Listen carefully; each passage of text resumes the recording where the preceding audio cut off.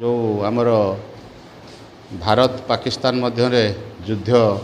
आरंभ हो जे आमर जम्मू काश्मीर पहलगाम ठारे जो निरीह लोक मानू जे सेठी पाकिस्तान आतंकवादी माने गुली कले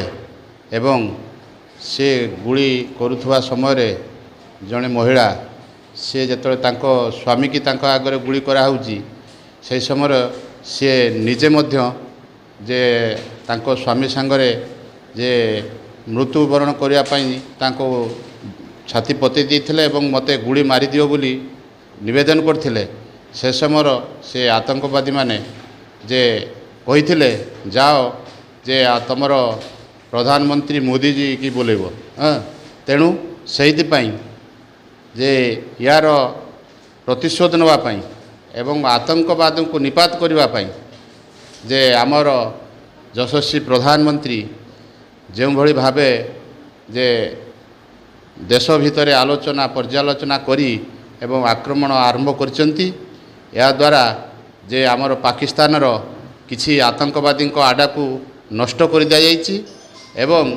संपूर्ण भावे जे आतंकवादी को निपात करा जिवो सेथिपाई जे आम भारतवर्ष पूरा प्रस्तुत अच्छी सबु प्रकार सेनाबाहिनी पूरा पूरा अलर्ट अच्छी आउ जे आमे मध्य देशवासी तरफरु आमे भारतवासी तरफरु आमे महाप्रभु ठारे प्रार्थना करुछु जे आम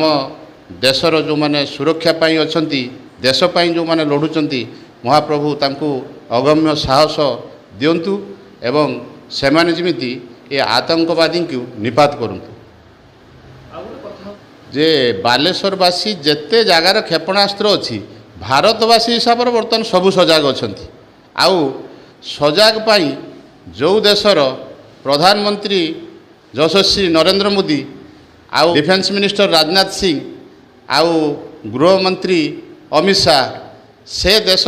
एते दुर्बल देश नुहे वर्तमान समस्ते सजग अच्छी सबू जेते जगार आमर क्षेपणास्त्र घाटी अच्छी सबुआड़े जोटा कि आकाश बाहिनी जल बाहिनी स्थल बाहिनी सबुआड़े सबू सजग सीमांत अंचल सबू सजग एवं समय अनुसार जे से माने आक्रमण करुचंती